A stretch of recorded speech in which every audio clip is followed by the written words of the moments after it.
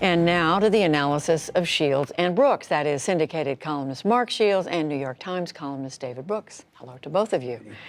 So let's pick up, Mark, with my conversation just then with John Kasich. He said he reluctantly has come to the place, after hearing and following what's gone on in the last couple of days, that President Trump should be impeached. Now, he's only one of a very few Republicans, but do you see, given all the events of this week, the testimony before Congress, what Mick Mulvaney said yesterday, that this argument for impeachment is getting stronger? Yes, it most certainly is, Judy. I'd say right now that there's 24, maybe headed to 36 House Republicans will end up voting for impeachment at the current velocity.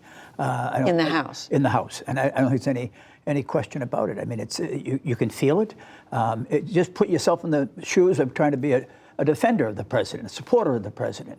You wake up on an hourly basis, or certainly a daily basis, and almost hourly now, you're hit with another thunderbolt. I mean, what is it? I mean, it's foreign policy.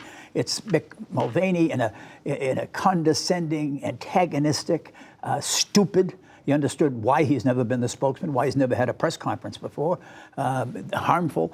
You can't defend the president. So what Republicans are doing, if you'll notice, and led by Fox News, is they're attacking Democrats. Is what they're doing. There's no defense, and so I just think you can feel support shrinking.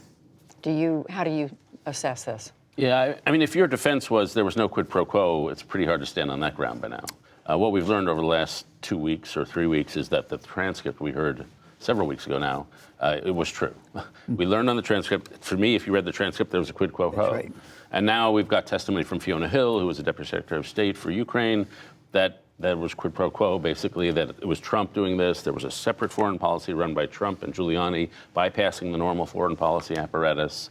And there have been a whole series of witnesses that have basically attested to that. Mulvaney puts the exclamation point. So if that was your defense, then it's hard not to vote for impeachment. If your defense is this doesn't rise to the level of impeachment, then you can still wriggle out of it.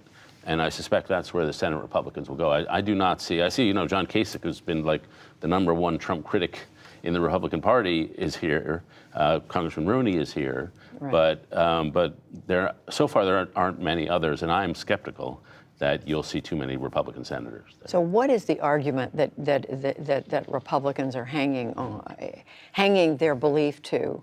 That you're just alluding to this, that this is not an impeachable offense. Is it what the president is saying, that I'm unconventional? Is it, we're always asking foreign countries to do something for us. Yeah, well, I think right now it's a position in search of an argument. So they know where they are because they know where their voters are, and they're terrified of their voters, and they've got to find some rationalization to explain why they are. And this seems to be the most rational rationalization. This is what countries do all the time. And the president was defending American interests, and the media's out to get him, and that's an argument that sort of makes itself. Whether it's compelling to anybody else doesn't really matter, because the Republicans are the ones that have to move. So, Mark, if David's right, even if it passes in the House, if there's an impeachment vote in the House, but go to the Senate, that there's not the votes in the Senate, They're not the votes today, Judy, but I mean, think where we were 2 weeks ago. I mean, this thing is moving at a pace and a velocity that I don't think any of us could have predicted. And after this week, I mean, we haven't even talked about the cave, the capitulation, the total. I mean, David mentioned we're doing this in the national interest. I mean, we saw a demonstration of the national interest this week. I mean, there's no way anybody could look at that and have confidence in this man, let alone this administration. You're talking about Syria and Turkey. You're talking about Syria, talking about the abandonment of the cause. Just think if you were South Korea today, all right? You're surrounded on one side. You got China, a menacing force, not that far off you. You've got North Korea and a certified madman on your border. And what have you relied on? The good word, the trust, the honor of the United States of America.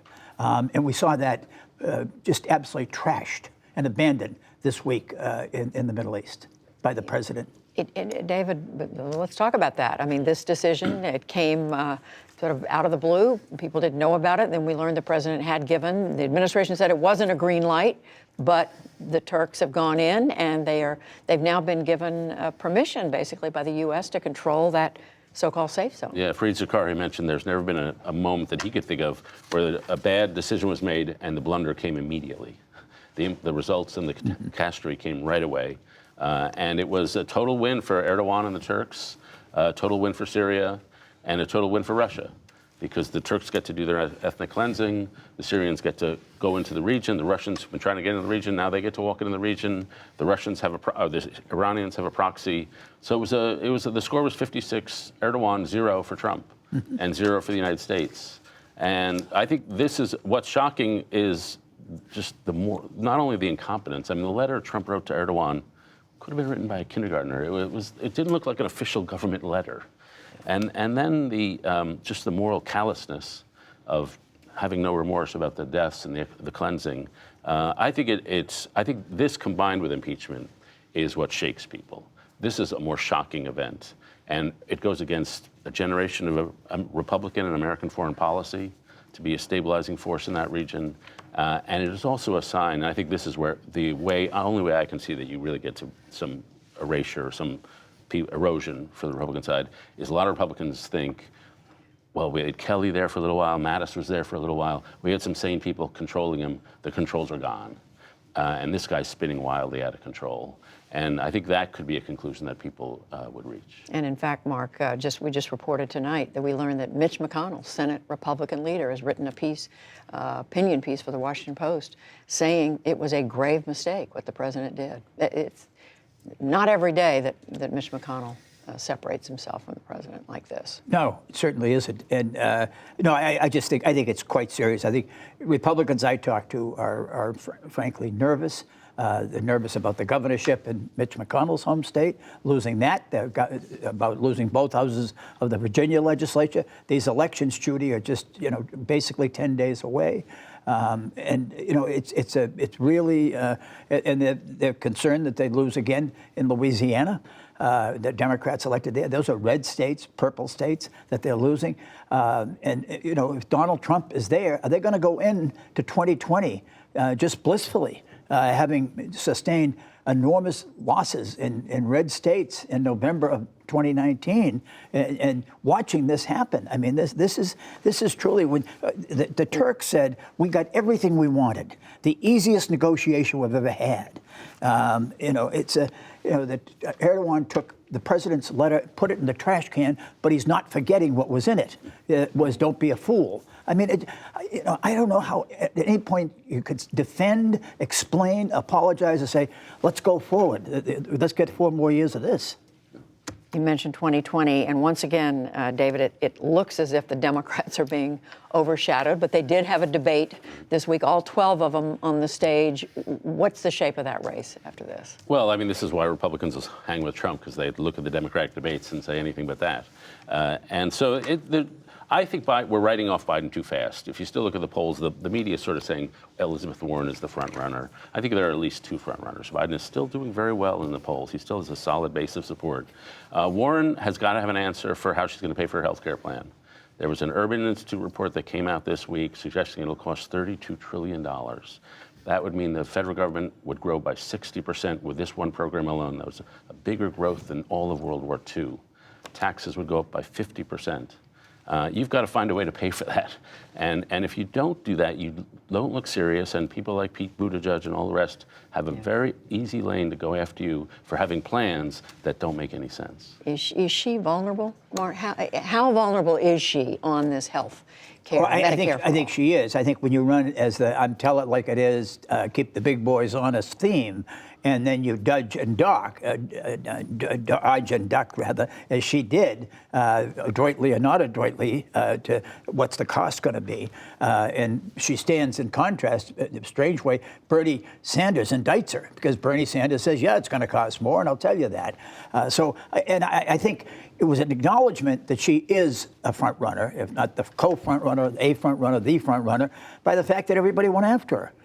There was a fear that she was going to run away with the race. And I think that whether it was Buttigieg or Klobuchar or Beto O'Rourke, Tulsi Gabbard, they all, Joe Biden himself, they all tried to bring her back to earth. But So I think it is quite serious, and I think it's central to. She thinks that she's going to get away with that in the fall of, or any Democrat does in 2020. That's not going to be the case. As far as Joe Biden is concerned, I don't think he's had a really good debate. He almost had an advantage that she became the lightning rod, Elizabeth Warren, and I think other Democrats went a little bit easy on him because of Hunter Biden, which is this allegation about his son. It was absolutely inappropriate and wrong for the vice president's son to be involved in a company he had no knowledge of, in a country he knew no knowledge of, simply because his father was vice president. What about Bernie Sanders, David? I mean, he's still on the stage. He did have a health issue, the heart attack a few weeks ago. He came back. He looked pretty vigorous standing there. Yeah. He's still in this He's still contest? in this race. He has a core of support. Whether it can grow beyond what he had last time, it doesn't seem clear. It seems more the energy and more the growth and more the interest is on the Warren side. One of the things I'm interested in is how volatile this race could be. Usually in the last few months, month, you see a lot of ups and downs, a lot of people rising out of nowhere. I wonder if people are paying such close attention, unprecedented levels of attention this year, that things are much more baked in. And so far, we've only seen gradual rises and falls. The final thing I've observed this week is in the Iowa polls, if not the national polls, Pete Buttigieg is doing pretty well. He's the two leaders around 22, and he's around 17, so he's right in there. And if he comes on strong in Iowa, that could set him up for some sort of a momentum ride for the ensuing weeks. Yeah, he's definitely a threat. I mean, he's going after the Biden vote. I thought he had a good debate. I thought there were two missed moments. Elizabeth Warren, when Joe Biden raised the point about I sponsored and fought to get your Financial Advisory Board committee passed by the Senate, she would have just said, "Thank you, Joe." Said "Thank you, President Obama." And I thought Pete Buttigieg looked like he was spoiling for a fight and going after Beto O'Rourke. I mean, sort of a don't go after my integrity. Yeah, I mean, it was like he had a line he was going to deliver. Amy Klobuchar, again, was the most organically humorous, naturally humorous person in the debate, which means something to me. Before we go, I do want to raise the passing of Elijah Cummings, Mark, David, somebody who served a long time in the Congress, part of the House leadership, had been in the civil rights movement before then. We just learned tonight that Speaker Pelosi will have his remains lying in state at the Capitol next week. A remarkable man, a truly remarkable man. I'd say a giant. Some would say a gentle giant. Eloquent, but just a quick little anecdote about Elijah Cummings. Trey Gowdy is a white Republican from South Carolina, a fierce conservative. It's on the same committee. They crossed swords. They spent time together. Craig Gowdy found out that he'd grown up in the same area, South Carolina, as Cummings' family. And he said, "Why'd they leave?" He said, so our children, myself, could get an education. And the conversation ended up with them both in tears. Now, that doesn't happen in Washington. That doesn't happen where you caricature and have cartoon cutouts of your adversaries and just sneer at them. I mean, he was that strong a man that he could show the weakness and the gentleness of him, and he will be missed. He was truly the North Star. And then when Freddie Gray died in Baltimore a few years ago, he spoke at the funeral, very impassioned, very righteous about the wrong that had been done. But then when the riots started in the area near where he was living, he went out there with the bullhorn and tried to calm things down. So both strong, but also respecting order and law. Remembering Elijah Cummings. David Brooks, Mark Shields, thank you. Thank you, Judy.